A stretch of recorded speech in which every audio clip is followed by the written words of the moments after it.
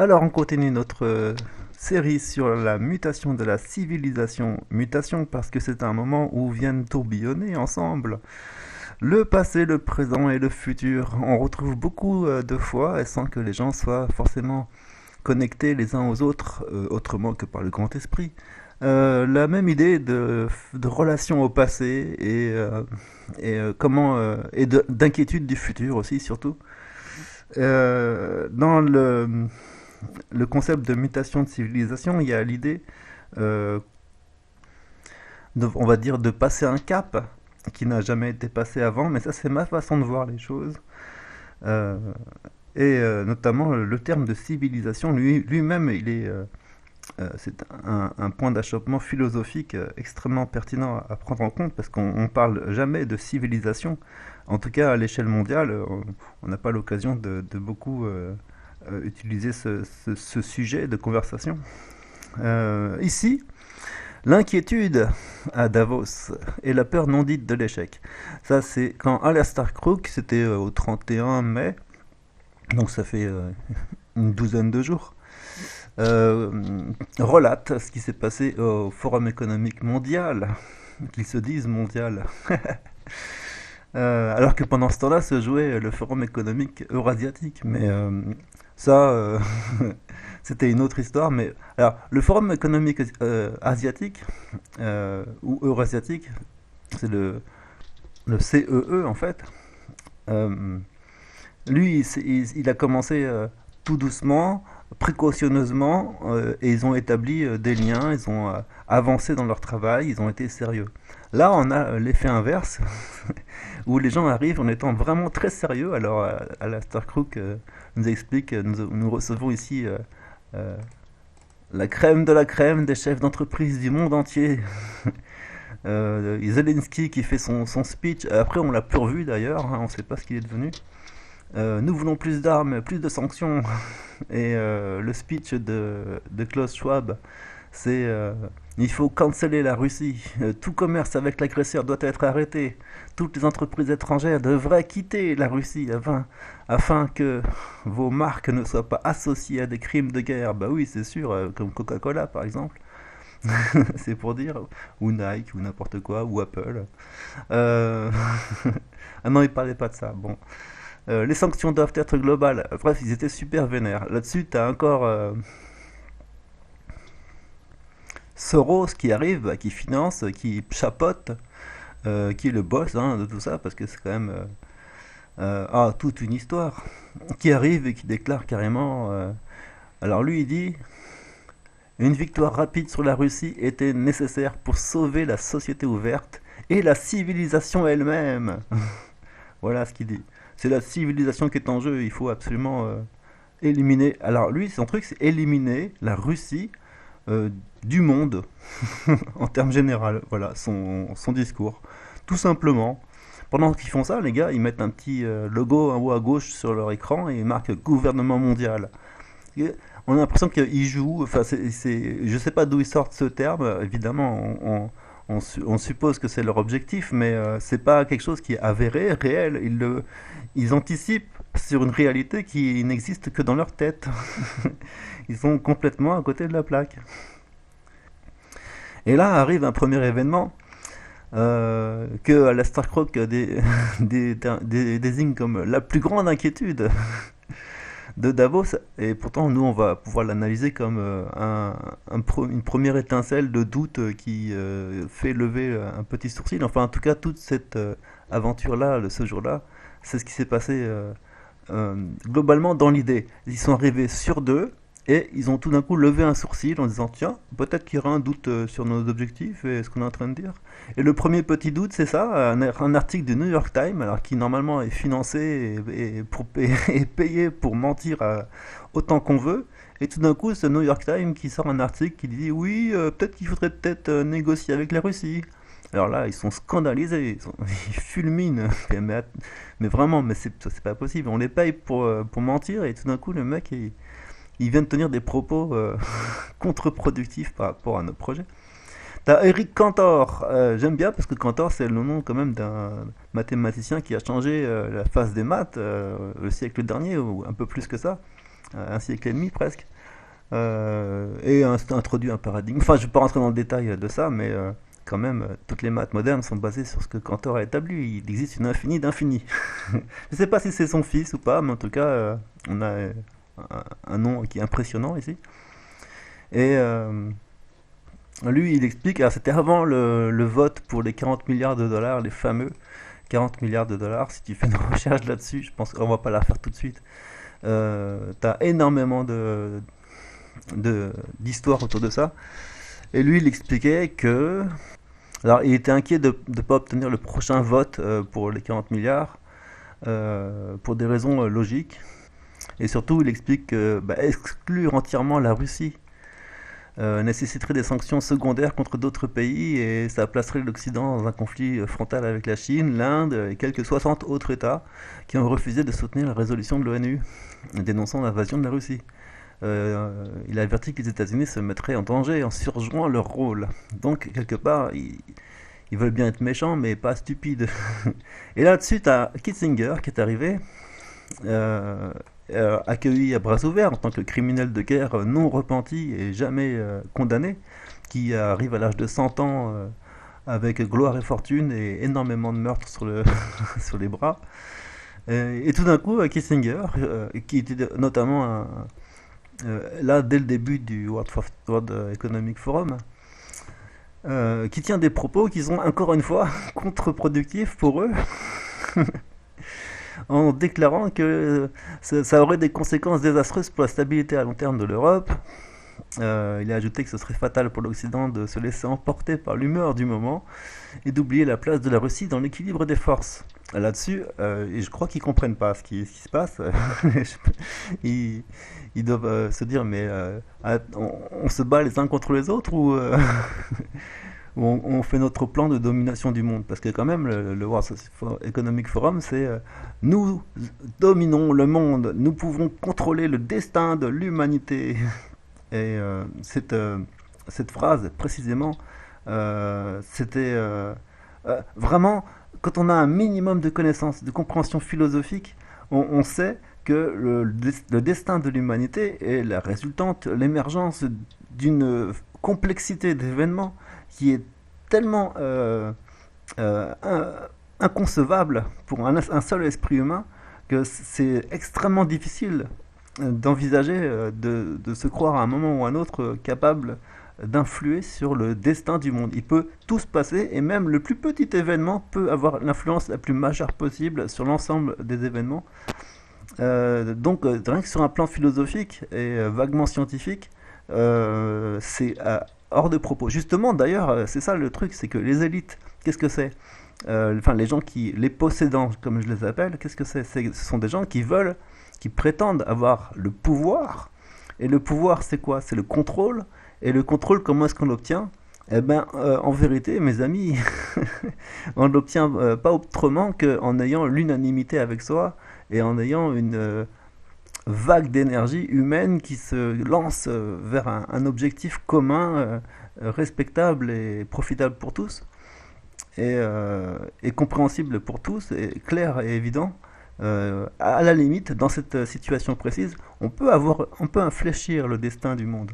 Mais prétendre qu'on est 0,01% de la population mondiale qui possède évidemment 50% des richesses, donne des ordres à tout le monde, et être capable de dominer et de contrôler le destin de l'humanité, oui, c'est vrai qu'ils font pas mal de dégâts, mais tous les dégâts qu'ils commettent, justement, eux conduisent à la fin de la civilisation en termes généraux à l'échelle globale.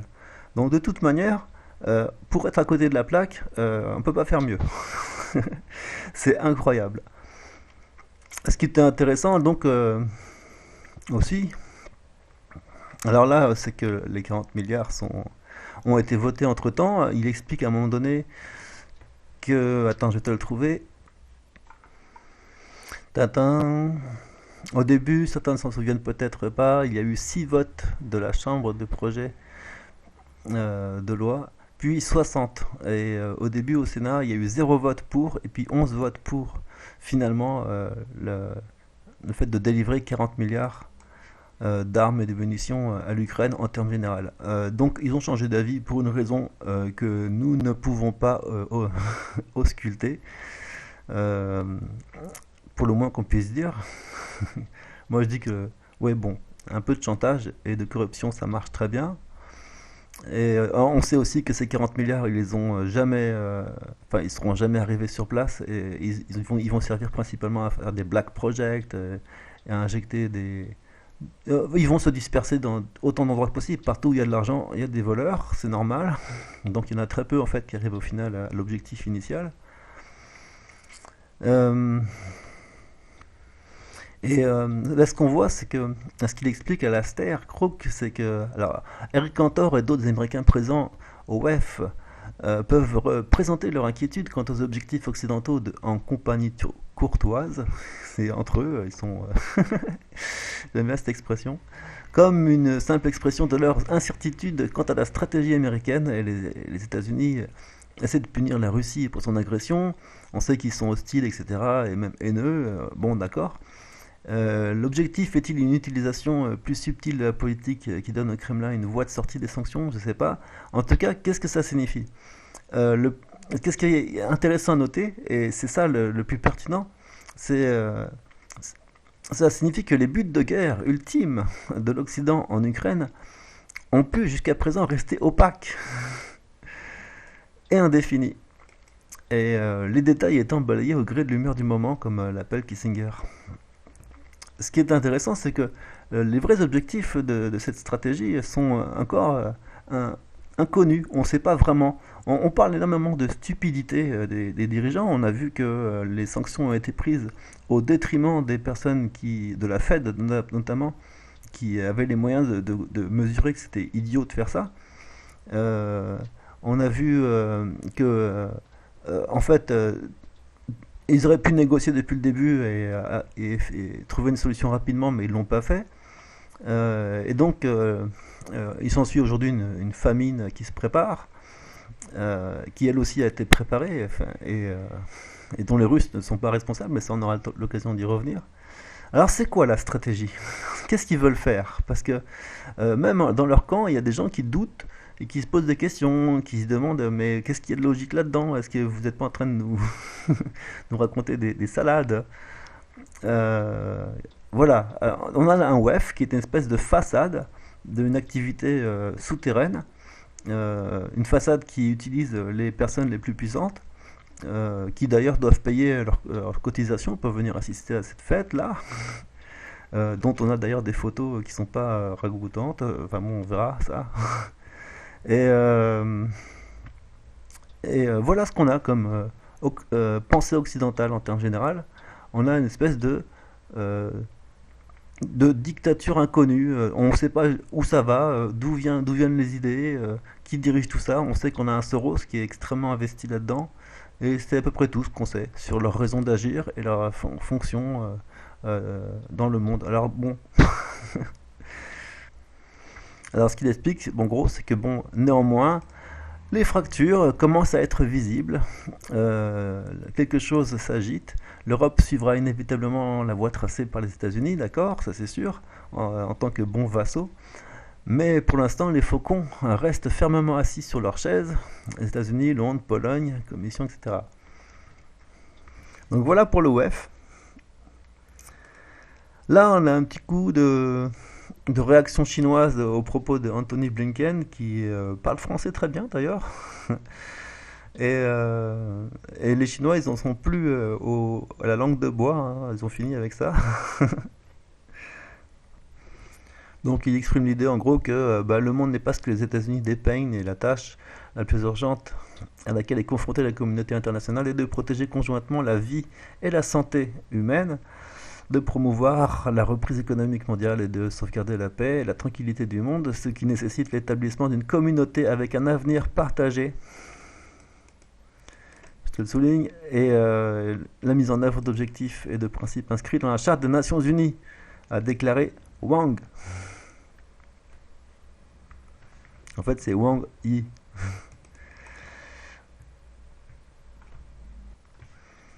Donc, et il a noté une logique historique claire dans le développement de la revitalisation de la Chine, qui a désormais un fort pouvoir endogène.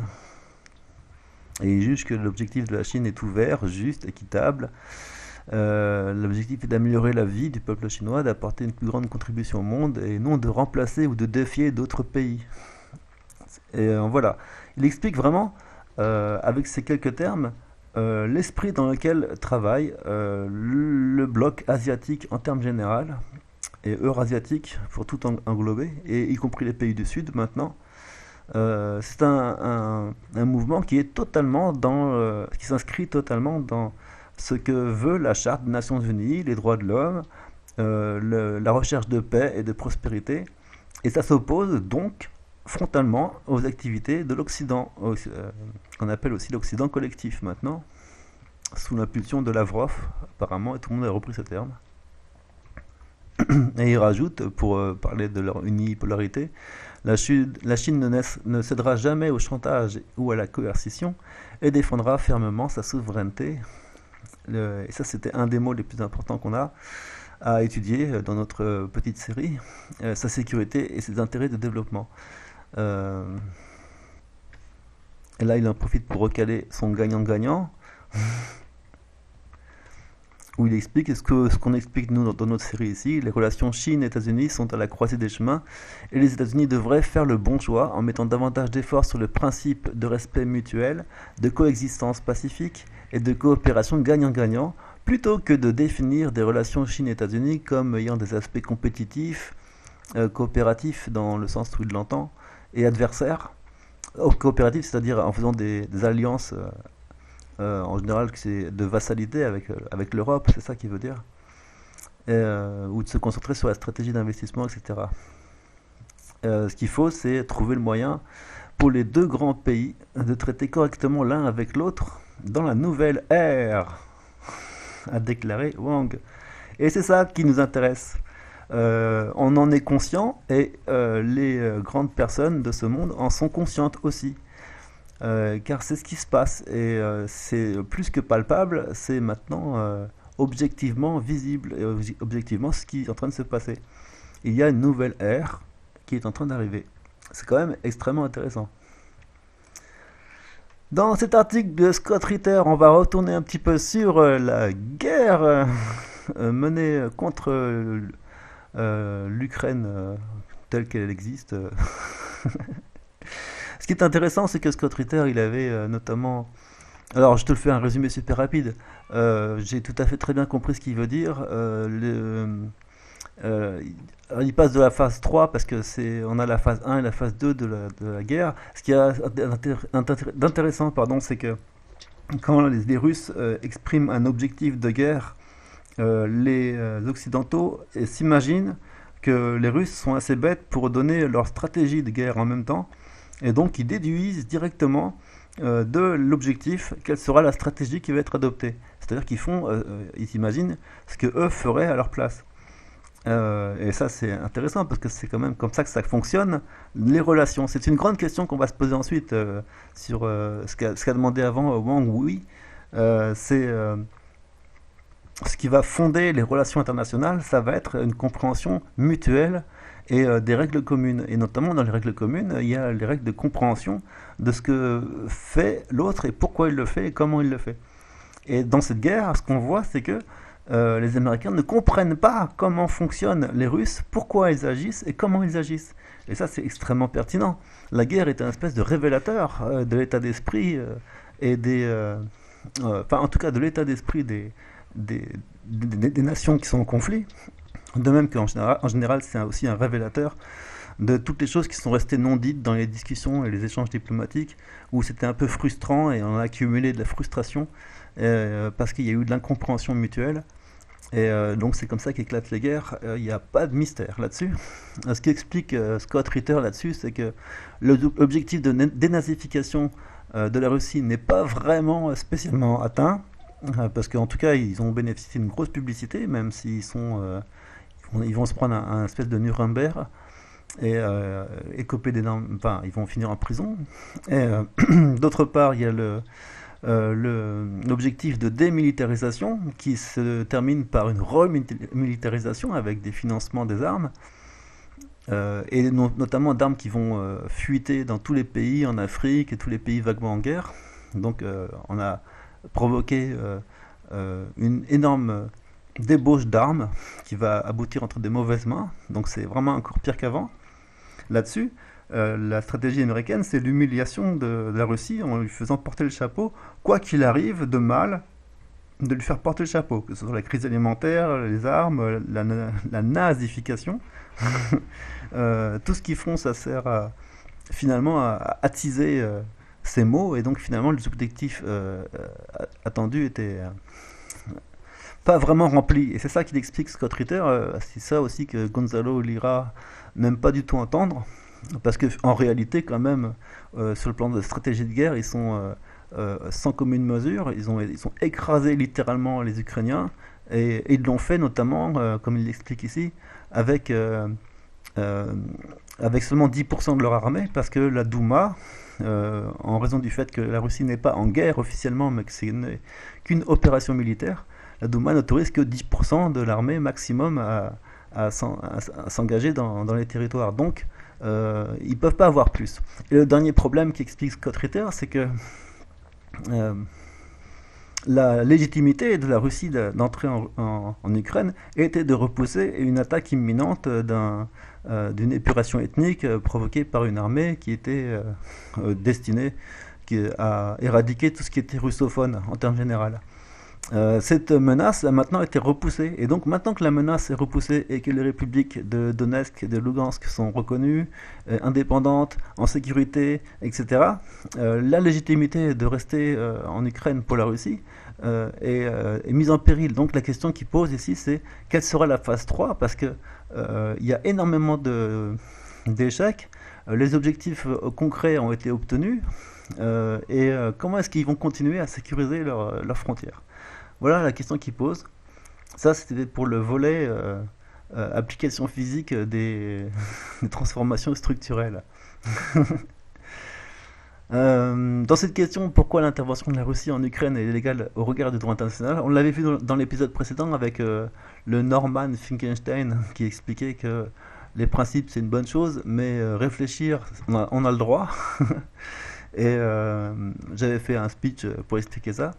Mais lui, c'est encore mieux parce qu'il explique que véritablement, en tant que vrai spécialiste, au regard du droit international, l'intervention russe était parfaitement légale. Il dit même pas légitime, mais légale. Il a donc trouvé les justifications qui font que on peut plus attaquer la Russie sur le thème de la violation des droits de l'homme, et que donc le fait que la Russie ait été éliminée de l'ONU ou rejetée ou ainsi de suite sur des hypothèses de crimes de guerre, etc., et de violation du droit international, tout ça, ça tombe à l'eau officiellement.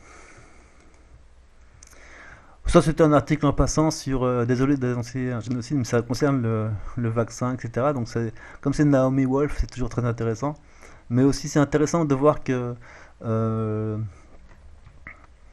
on a, comme juste sur ce petit chapitre-là, on a une progression lente d'une acceptation d'une dictature, et ça c'est l'objectif vraiment central des WEF en fait, de Davos. C'est vraiment de faire sombrer la société dans une dictature. Ce qu'ils voulaient, c'est que ce soit globalisé et pour le monde entier, parce que sinon ça marche pas. Mais quand même, mine de rien, la question ça a été d'imposer par la force quelque chose qui transforme les humains en organismes génétiquement modifiés. Et maintenant, de constater que les gens tombent comme des mouches à cause de ça, et donc il s'agit d'un véritable génocide. Et les petites excuses pour dire ah écoutez désolé, y compris la fameuse variole du singe, sont des effets secondaires de ces vaccins. Bon, plus intéressant pour nous. Quand on parle de Alexandre Dugin, ici présent, on a toujours un philosophe extrêmement intéressant pour nous à étudier. Et évidemment, ici, il nous parle de l'état-civilisation, c'est vraiment notre sujet de conversation du jour. Et dans cet article-là, précisément, alors déjà, il a établi dans un précédent article les systèmes de relations internationales. Nous, ce qui nous intéresse, c'est ça. L'OSU, je ne sais plus ce que c'est, est unanimement reconnu par les experts compétents en relations internationales comme étant l'accord final et décisif qui amènera la transition d'un monde unipolaire à un monde multipolaire. Tadam, c'est là qu'on est. Après, il explique, bon, la multipolarité semble parfois intuitivement claire, mais quand même, il faut tenir compte d'énormément de choses. En fait, lui, il est alors, très nationaliste dans sa façon de voir les choses. Il envisage la multipolarité sous l'angle russe. Ce qui l'inquiète, c'est que la multipolarité ne soit pas correctement définie et que de ce fait, elle ne soit pas très facile à communiquer en tant qu'information aux autres composantes du réseau. Notamment aussi, il explique que dans un système multipolaire, on ne peut pas avoir non plus 100 pays qui travaillent ensemble. C'est ingérable. Et comme on l'a vu très précédemment dans un avant-avant-dernier article, euh, avec l'exemple de la Turquie, qui a des relations avec une dizaine de pays autour d'elle, c'est déjà extrêmement tendu et c'est limite une poudrière à cause de leur histoire, de leur culture, des changements, des dynamiques, des alliances des pays avec encore d'autres pays, ainsi de suite. À chaque fois, il faut aller sur la pointe des pieds pour pas se retrouver mal avec l'un ou l'autre. C'est donc vraiment super difficile et litigieux d'avoir un système de relations internationales équilibré avec, d'après lui, au moins plus d'une dizaine de pays. Donc c'est pour ça qu'il délimite les pays par des blocs en tant qu'État-civilisation, donc des blocs qui partagent une culture commune et qui peuvent s'identifier à un même mouvement historique, un même élan historique. Donc il différencie bien la Chine de la Russie, l'Inde, l'Amérique du Sud et ce fameux Occident dont on ne sait pas trop quoi faire, d'après lui. Ce qui est intéressant, il avait noté, voilà, le terme d'état-civilisation est le plus souvent appliqué à la Chine, à la fois ancienne et moderne. Dans l'Antiquité, les Chinois ont développé la théorie du Tianxia, empire céleste, selon laquelle la Chine est le centre du monde, étant le point de rencontre du ciel unificateur et de la terre diviseuse. Et l'empire céleste peut être un état unique ou un état démantelé entre ses composants, puis réassemblé. Mais déjà, là j'arrête de lire. Ce qui est intéressant, c'est que dans leur esprit, et de même que c'était le cas en Russie avec le tsar, ils ont besoin, et au niveau philosophique, d'avoir une transcendance, un haut commandement, un haut pouvoir qui est, qui est inflexible et auquel on fait référence et qui sert de repère dans la philosophie et dans la construction de la culture.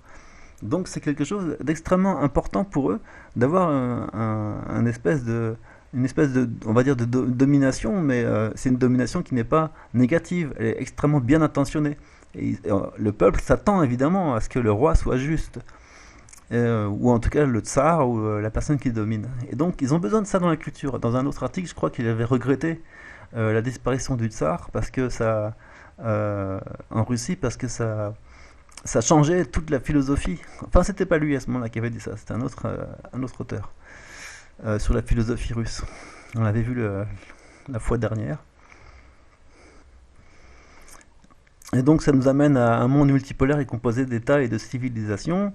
C'est une sorte de monde des mondes, un mégacosmos qui inclut des galaxies entières. Et tu crois pas si bien dire.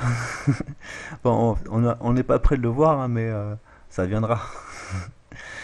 Et ici, il est important de déterminer combien de ces états-civilisations peuvent exister, même théoriquement. Et c'est ça la question que je posais. Donc pour lui, l'Inde, par exemple, est un acteur qui peut être un acteur à part, franchement déterminé comme état de civilisation. Bon, après, il parle de Gengis Khan, etc. Faut lire, hein, parce que c'est super intéressant. J'essaie d'aller vite, en passant par-dessus. Maintenant, quelle est la chose la plus importante? Que faire de l'Ouest? La théorie du monde multipolaire dans la nomenclature des théories des relations internationales est absente de l'Occident moderne. Voilà, le paradigme dominant est aujourd'hui le libéralisme qui nie toute souveraineté et toute autonomie, abolit les civilisations, les religions, les ethnies et les cultures, en remplaçant par une idéologie libérale outrancière, par le concept de droit de l'homme, non mais il ne faut pas critiquer, mais par l'individualisme, conduisant à l'extrême, à des politiques gendéristes et favorables à la manie transgenre. Et donc voilà, par le matérialisme, ça on va y revenir, et par le progrès technique élevé à haute valeur, via l'intelligence artificielle, etc. Donc ce sont les valeurs occidentales. L'objectif du libéralisme est d'abolir les États-nations et d'établir un gouvernement mondial, littéralement, basé sur les normes et les règles occidentales. Parce qu'ils peuvent toujours rêver. Mais c'est comme ça que va fonctionner, ou peut fonctionner au mieux, c'est comme ça que est harmonique un système libéral. C'est en étant... en s'imposant aux autres. Et ça ne peut pas être accepté, évidemment. Donc il explique que dans un sens, la guerre actuelle était déjà en cours depuis longtemps, parce que c'est les mouvements de l'époque qui est en question. Et en tant que théorie, aussi bien qu'en pratique, l'Occident rejette catégoriquement toute idée de civilisation, d'État et de monde multipolaire. Alors, j'avais pris quelques notes encore, parce qu'il y a eu du boulot, hein. Des choses intéressantes à noter. Ah oui, notamment le principe inscrit dans la Charte des Nations Unies, qui est le précurseur d'un monde multipolaire et sert de pilier sur lequel le respect de l'égalité souveraine des pays peut reposer.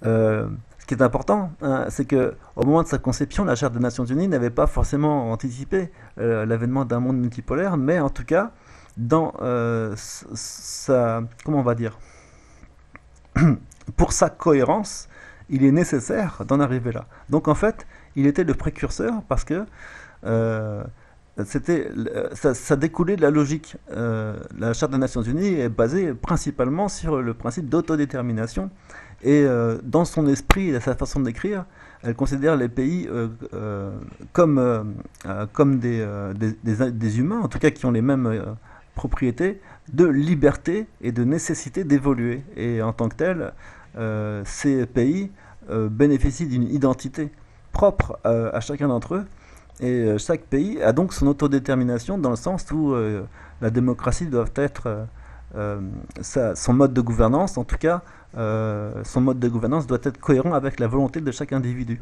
Donc aussi bien les relations des gens entre eux que des pays entre eux doivent être harmoniques et équivalentes. C'est un peu l'idée. Il manque certaines choses relatives au dimensionnement et aux propriétés, à ce qui est propre à chaque échelle, aux individus et aux États. Mais bon, on ne va pas entrer dans le détail, mais c'est pour dire que voilà quoi, l'idée c'est que la Charte des Nations Unies anticipait un monde multipolaire. Et donc si on veut être logique avec soi-même, il faut continuer sur cette voie. Notamment dans les propriétés, l'état de civilisation peut intervenir avec le monde extérieur, mais elle n'en devient jamais dépendante et conserve toujours son autosuffisance, son autonomie et son autarcie. Alors pour l'autarcie, tu peux toujours rêver, mais l'idée est là quand même, c'est que s'il y a des relations entre les nations, ces relations ne doivent pas influer sur leur volonté propre d'évolution et de choix, etc., et de politique. Et donc les relations de dépendance, s'il doit y en avoir, ne doivent pas déborder sur la sphère politique. Ou alors vraiment d'une façon extrêmement calculée et en parfait respect de chacun. Ce qui n'est pas du tout le cas aujourd'hui. Aujourd'hui, ce qui se passe, c'est que les actions, c'est des actions de guerre économique, parce que c'est de guerre de business en fait. Acquérir des marchés par la force consiste à confisquer d'autres possibilités de subvenir à ses besoins, et donc par là même d'en profiter pour commettre une intrusion dans la politique du pays afin de verrouiller le marché tel qu'il est établi. Donc les États-Unis se posent comme un empire impérial du business, une mafia littéralement. Donc c'est ça qu'on veut éviter. On explique ici l'objectif du libéralisme est d'abolir les États-nations, et c'est ce qu'on avait vu tout à l'heure. Et là il revient sur ce qu'on avait dit au début. On a vu que cet Occident rejette catégoriquement toute idée de civilisation et d'État multipolaire, ce qui crée un conflit fondamental déjà au niveau théorique, et le manque de compréhension mutuelle conduit ici aux conséquences les plus radicales au niveau de la confrontation directe. On est bien d'accord, c'est l'idée. Et tant que l'Occident rejettera catégoriquement la multipolarité et la notion même de civilisation-État, ou État-civilisation, le débat ne sera mené qu'au niveau de la force brute, évidemment, l'action militaire, le blocus économique, etc. Et la question que lui il pose en termes général, pour gagner cette guerre et se défendre, ça c'est, je vais le garder pour la fin, la question qui se pose, c'est comment on va pouvoir transmettre ces valeurs de façon à pouvoir les partager et à établir une équité dans les relations. C'est la question principale qu'il pose, et pour transmettre ces valeurs, il faut les définir et les déterminer. On verra dans d'autres occasions qu'à certains moments, on a des bribes et des premières choses qui sont intéressantes à noter et qui devront être comprises et partagées par tous les États-nations. Mais pour l'instant, ce qui retient, c'est que pour gagner cette guerre et se défendre, la Russie elle-même doit d'abord comprendre clairement ce que signifie réellement la multipolarité. Donc on va y revenir. Et voilà, bon, la conclusion que je voulais faire en fait appartiendra à un autre article de Dugin qui va arriver après. Et notamment, alors Lavrov a laissé une réunion du Conseil de coopération du Golfe, parce que Lavrov il est en tournée mondiale, nous donne quelque chose d'intéressant concernant ces façons d'exprimer la multipolarité. En l'occurrence, avec ses collègues d'Arabie Saoudite, il parle un peu de l'Allemagne, où notamment il s'étonne de leur aspiration à la domination. Je pense que ça mérite l'attention des partenaires européens de l'Allemagne et devrait faire l'objet d'une discussion sérieuse sur l'avenir de l'Europe, parce que de cette manière, elle ne va pas continuer longtemps dans cette voie. En tout cas, il faut établir la manière dont elle continuera à tirer les leçons de sa sombre histoire au cours des siècles passés. Et là, tu vois, un retour du passé dans le présent, c'est assez notable. On a en tout cas l'affaire d'ici de l'Allemagne qui tout d'un coup redevient offensive et avec une volonté de domination. Alors on se dit, mais voilà, on a déjà vécu ça.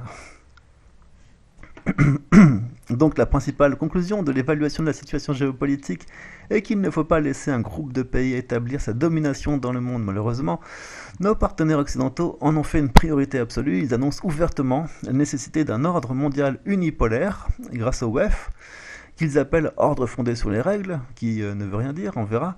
Enfin, on a déjà vu plein de fois.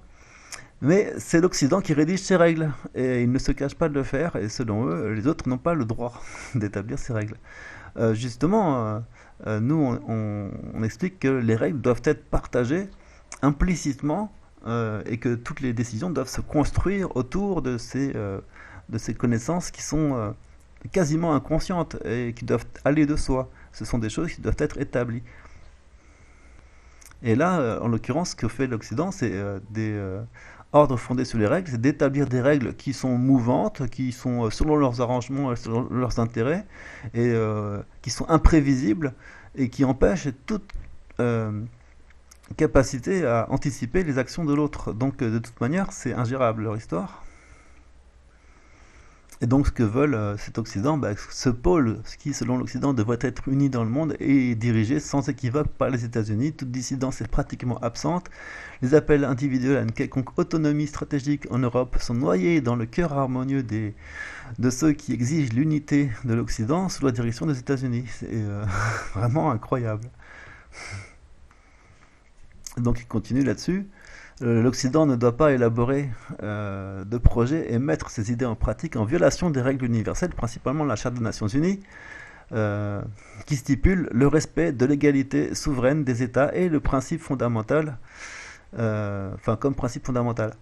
Donc le respect des qualités souveraines, là on a déjà une première définition, un premier aspect, une première propriété de la multipolarité. Ça c'est extrêmement important.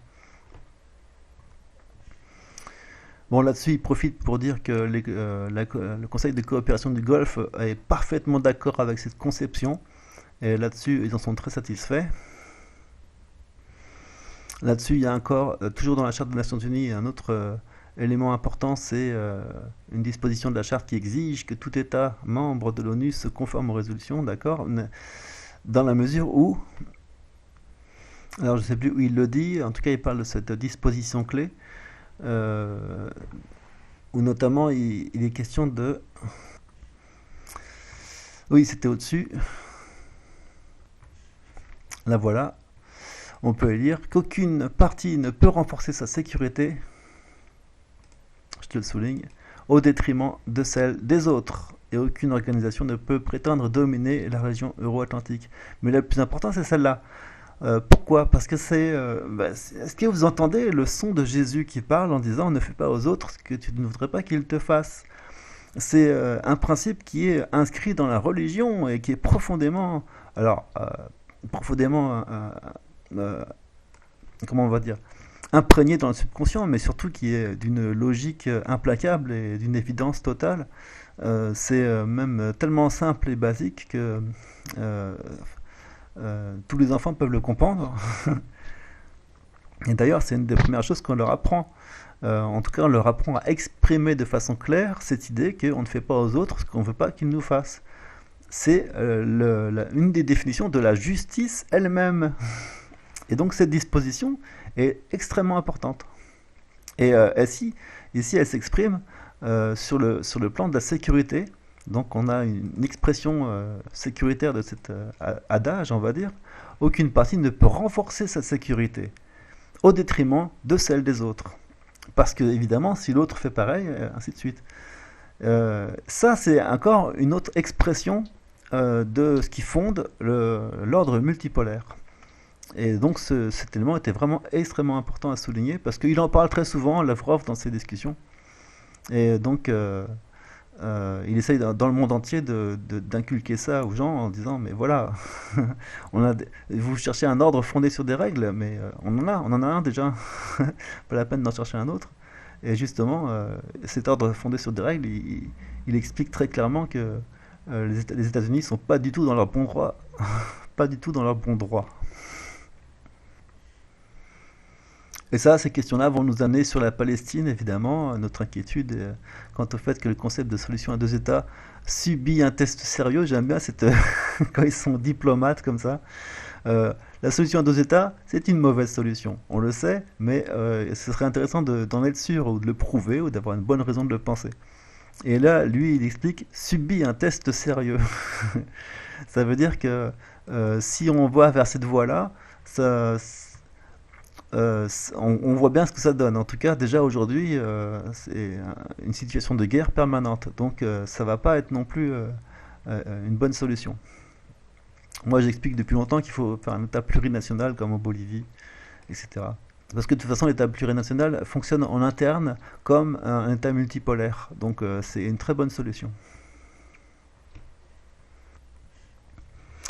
Et allons faire un petit tour maintenant du côté de la philosophie avec Pierre-Antoine Plaquevent. Alors voici un article de haute voltige où notamment il explique un peu mieux l'état d'esprit de l'Occident et ce fameux rapport au matérialisme. Alors si vous en voulez plein les mirettes avec des mots compliqués, c'est là qu'il faut aller. Ce qu'il y a, c'est qu'ici, il explique que c'est une adaptation écrite d'une conférence en ligne, donc ça veut dire que ça a duré des heures et des heures au départ. Donc on a juste un article qui résume tout, c'est super intéressant pour ça. Donc voilà, à l'heure où l'ordre international subit des perturbations inédites dans l'histoire contemporaine, il est fondamental, selon moi, d'aborder l'étude des relations internationales sous une approche métapolitique. Et voilà, le mot est lâché. C'est-à-dire une approche qui intègre ce que le comte Joseph de Maistre désignait comme une métaphysique des idées politiques. En réalité, toute idée est une construction psychologique et il existe très peu de choses qui soient réellement la vérité et la réalité. Ça va être le sujet de cette petite, cet article en fait. Comment déterminer la réalité, la vérité.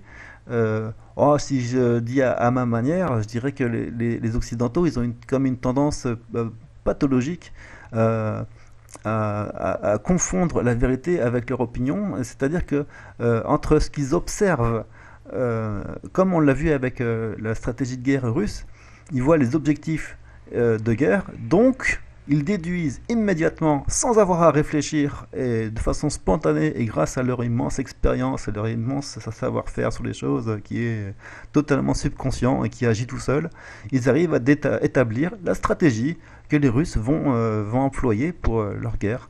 Et donc ils vont se positionner, notamment ils ont fait ça, ils sont allés se positionner à Kiev, ils sont allés se positionner sur les grandes capitales, en disant c'est là qu'ils vont attaquer, c'est sûr, alors que pendant ce temps-là, les Russes, ils avaient une technique d'approche graduelle, stratégique sur des points névralgiques, des endroits où personne n'était, et ils ont pu assurer leur ligne de défense, et ainsi de suite, ainsi de suite.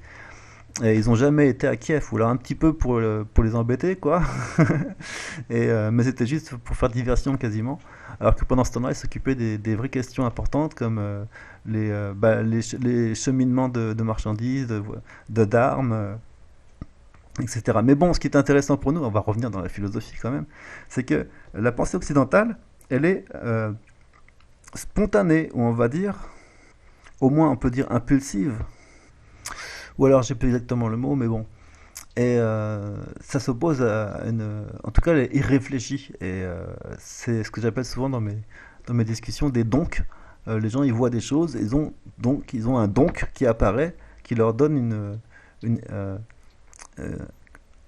une définition de la réalité. Voilà, ils voient une chose, donc la réalité est comme ça. Et voilà, la réflexion, elle est juste dans le donc. Et ça a duré une fraction de seconde. Et c'est inepte en réalité comme façon de penser.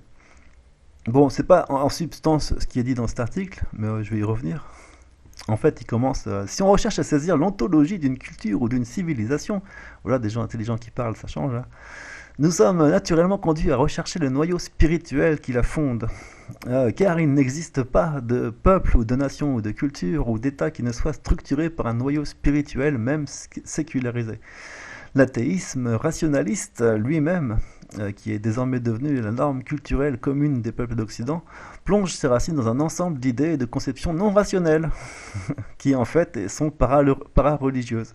C'est-à-dire que ce qui fait leur rationalité, leur façon de réagir à l'événement et leur définition de ce qui est réel et vrai, de ce qu'ils perçoivent en fait, tout leur système de perception comment dire, qu'ils jugent rationnel, leur rationalisme en fait, est lui-même construit sur des conceptions para-religieuses. Et ça, c'est extrêmement probant déjà.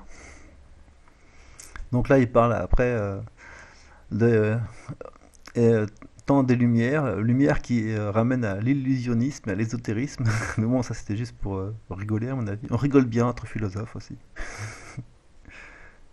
Et donc partons de ce constat, la recherche d'un dialogue et d'une compréhension mutuelle entre cultures à une échelle continentale eurasiatique, c'est bien notre sujet de discussion, ne peut s'établir que sur la base d'une connaissance profonde du noyau spirituel de chaque intervenant de ce dialogue. C'est là une approche réellement universelle car elle passe par le particulier, c'est-à-dire par la personnalité spirituelle propre à chaque groupe humain, pour établir la possibilité même d'un dialogue, ne serait-ce que ça. Et en particulier, ce qui caractérise l'Occident, c'est qu'au terme d'un long processus historique, a fini par s'imposer l'idée de que la matière primait sur l'esprit, et que finalement, l'esprit ne serait qu'un stade subtil, particulièrement élaboré de la matière. C'est-à-dire qu'il s'établit que dans le cerveau, il y a un petit coin qui sert à ranger l'âme, ce qu'on appelle l'esprit, etc. Voilà quoi. Mais ça reste du cerveau et des neurones, et voilà. On peut sûrement le refaire mécaniquement. D'ailleurs, ils font des ordinateurs, comment ça s'appelle, enfin des systèmes logiciels basés sur le principe des neurones. Donc ce sont juste des algorithmes qui sont connectés entre eux, mais qui fonctionnent comme des neurones. Donc c'est tout simple hein, en fait comme système. Hein, et ça marche pas trop mal. Ça sert à la reconnaissance faciale notamment. Euh, et donc selon cette idée de base, la matière prime sur l'esprit, la matière évolue de manière continue par elle-même, sans aucune intervention extérieure.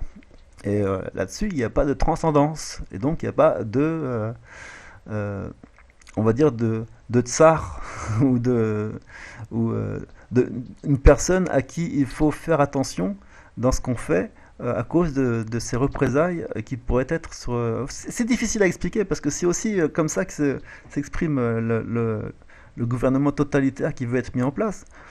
Mais la différence, c'est que dans leur esprit à eux, ils n'ont pas de supérieur. Et donc c'est aussi pour ça qu'ils veulent être tout en haut de l'échelle, c'est pour être en sécurité. Euh, Ça c'est vraiment intéressant sur le niveau de la psychologie, parce que dans leur idée, la matière évolue d'elle-même, toute seule, naturellement, voilà, et sans aucune intervention extérieure. Mais comme je viens de le dire, c'est valable que pour eux, en tout cas. Ils ne peuvent pas le reporter sur d'autres. Ils n'ont pas le principe, en fait, de réplication des concepts sur les autres et de l'effet que ça peut avoir sur eux-mêmes en retour. Ça, c'est trop lointain dans leur esprit, parce que déjà, ils sont dans une contradiction dans leur... Enfin, je parle des élites, en fait, dans leur propre conception de la philosophie, de ce qu'ils font de leur pensée, leur construction psychologique, et ce qui comment ça se lie avec leur posture d'être le premier, celui au-dessus duquel il n'y a rien. Ils sont automatiquement dans une contradiction. Et euh, nous, pendant ce temps-là, ça nous permet de visualiser clairement et de définir clairement quel est cet état d'esprit occidental, justement, qui est si nocif. Dans cette vision évolutionniste d'une existence sans réelle cause spirituelle première, donc sans Dieu, sans arché. C'est quoi le arché? Je ne sais pas. La vie, d'accord. La conscience et l'esprit ne sont que des stades successifs d'une matière auto-créée et auto-organisée. C'est important parce que quand même leur façon de considérer les ouai, donc les inférieurs hiérarchiquement à eux, c'est comme de la masse gélatineuse, la chair à canon, etc. Ça procède totalement de cette façon de penser. Là, une des phrases les plus complexes que j'ai eu à lire, une forme d'autopoéise noétique permanente de la matière, alors je vais y revenir, et de l'ensemble de la réalité perçue, dès lors comme un continuum panthéiste inversé. Alors, voilà la phrase. Bonjour les gars. Non mais autopoïse, ça veut dire qui s'auto-génère, enfin, qui s'auto-continue, c'est ce dont il parlait avant. Noétique, ça veut dire basé sur la pensée, c'est-à-dire que c'est fondé sur... c'est l'esprit qui crée cette chose. Donc on a l'esprit qui crée un concept d'autogénération. Permanente de la matière, donc c'est la matière qui vit d'elle-même sans ce qu'on appelle la vie, le flux de la vie, l'énergie de la vie, tout ça c'est pas pris en compte parce que c'est la matière elle-même qui s'organise. Ce sont des atomes et c'est froid, c'est matérialiste au sens strict scientifique. Donc cette forme de pensée en fait, appliquée à l'ensemble de la réalité, alors ça c'est encore un énorme problème parce qu'ils ont, comment dire, c'est quoi l'expression? Tirer sur la comète, on dit, en tout cas généraliser leur conception à l'ensemble de la réalité, parce qu'une fois que tu as trouvé une conception, tu es content, tu n'as plus besoin de réfléchir de toute ta vie, et tout est comme ça. Ça c'est vraiment très pratique, la généralisation. C'est vraiment typique du siècle dernier, hein, cette façon de faire. Ils cherchaient dans la biologie des raisons de justifier la sociologie. Et donc perçu comme un continuum panthéiste inversé. Alors panthéiste, ça veut dire qu'il n'y a pas de Dieu en soi, tout est Dieu, mais inversé parce que du coup tout est automatique, sans transcendance.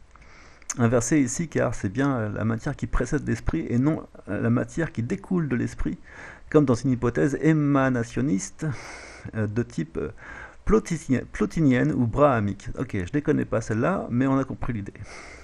Voilà, bon, genre de choses dans lesquelles il faut rentrer. Mais ça s'appelle rentrer dans les engrenages et la construction, et dans les concepts de ce qui fonde la pensée, la réflexion et de ce qui fabrique les idées, sachant que toute la réalité n'est qu'une fabrication, une construction psychologique. Donc, quand on parle de construction psychologique, quand quelqu'un donne son avis, quand quelqu'un vous dit quelque chose, il a fait avant une construction, Et cette construction, souvent, eh ben, elle a lieu en une seconde, le temps d'un donc.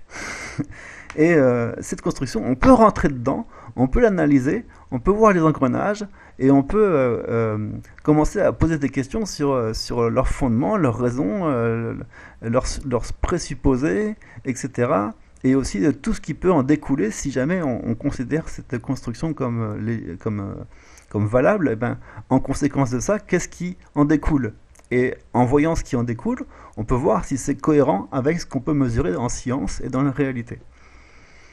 Je crois que j'ai fait une belle description là, c'était pas mal.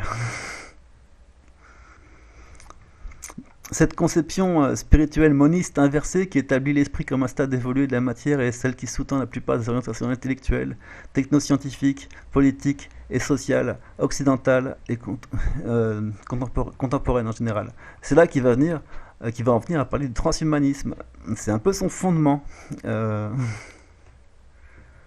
Et notamment, on a vu d'autres auteurs en parler aussi et le dénoncer comme une preuve de la stupidité aberrante de la façon de penser occidentale.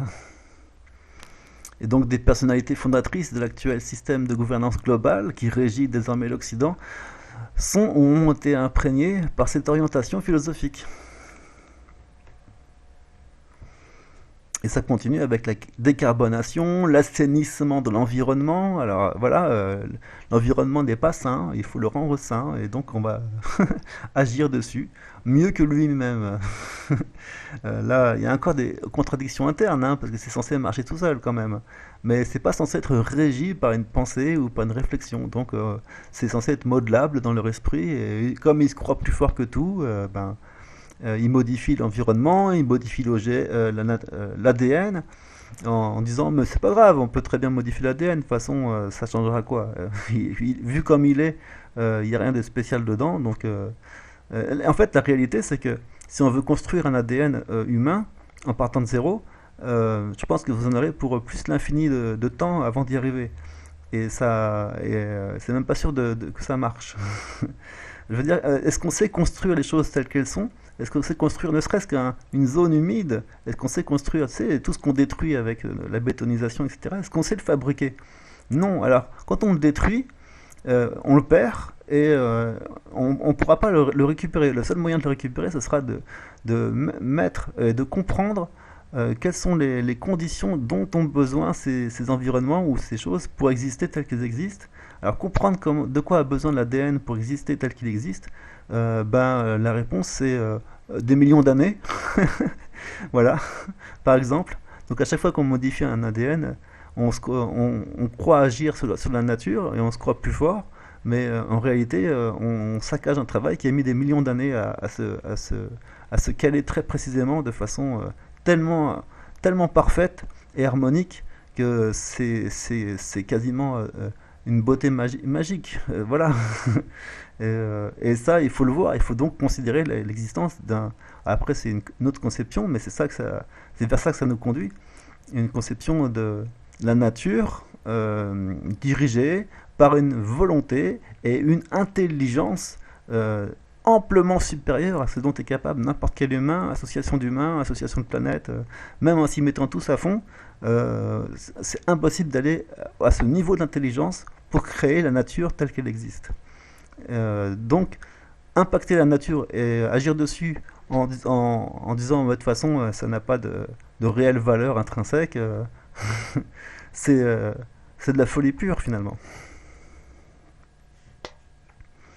Quand cette vision du monde matérialiste, transhumaniste n'use pas la voie directe de la guerre ouverte, elle use pour ce faire toute l'armature technico-politico-administrative de ce qui est présenté avec euphémisme comme une gouvernance globale, mais qui constitue de fait un système de gestion planétaire de l'humanité par des instances supra- et para-étatiques non élues.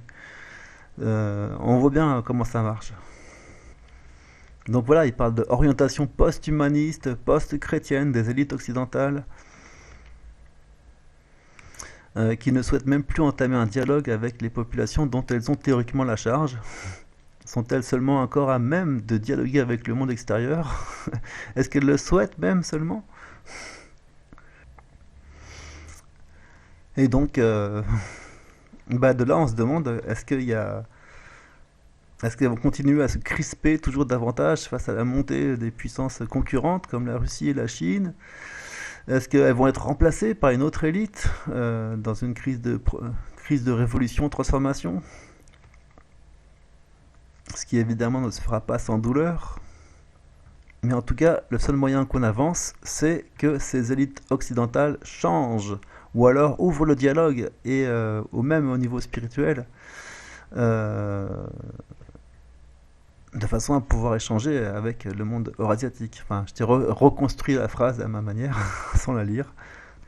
Et en conclusion, bah, il s'agit à l'heure actuelle du côté occidental d'un monologue ininterrompu qui scande perpétuellement les mêmes mots d'ordre matérialistes, post-spiritualistes et impérialistes. Voilà comment pense le système occidental. Pas mal, non?